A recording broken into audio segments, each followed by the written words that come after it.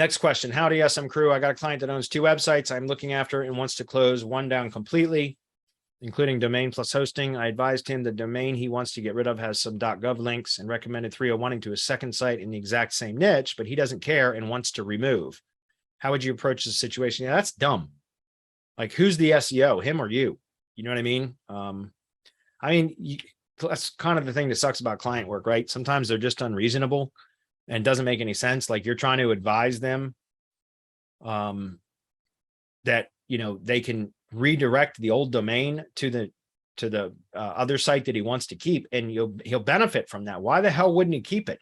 And so how would you go approach a situation? Is it unethical for me to grab it? No, not at all. If he's going to let the domain drop, pick it up. Anybody in the world can pick it up if he's going to let it expire.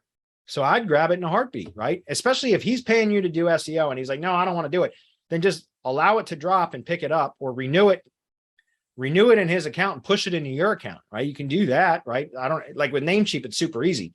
With Namecheap, if you have domains in one account and then you want to push it into another account, there's no fee for that or anything else. It's a very simple push into another account. And it's probably like that with all registrars.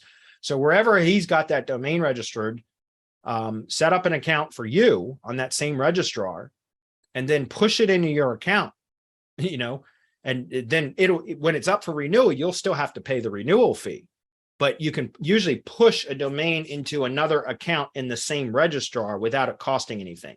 It's not the same as transferring from one registrar to another, which then you have to pay a transfer fee, and then you have to pay the renewal fee too when it's up for renewal.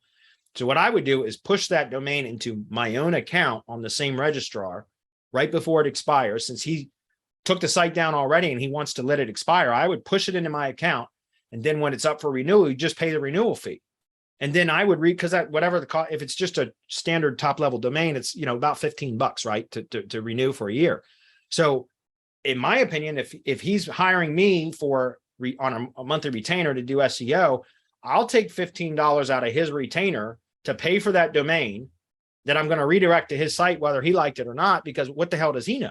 You know what I mean? And if it's going to benefit, if it's in the same niche, why not 301 redirect that to the site that he wants to keep? If he doesn't want the domain, fine, you'll pay for it using his retainer money anyways, and just redirect it to his site. There's nothing unethical about that.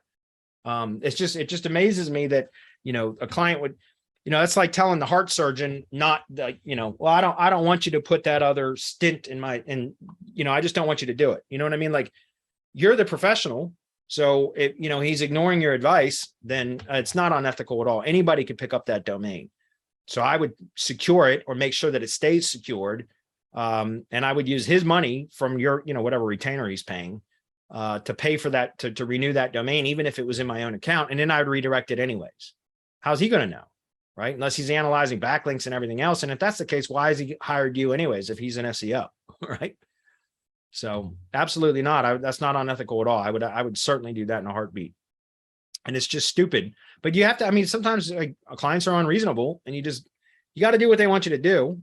But, you know, work around it is what I'm saying. I was thinking of putting up a generic HTML site on there as a demo site and then link to my site. And at the top of the page, link to a Google SERP page for his brand.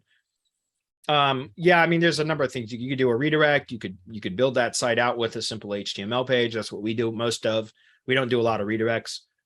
We do redirects at tier 2 sometimes to like a tier 1 asset, but we don't do redirects direct to the money site. I don't like to do that.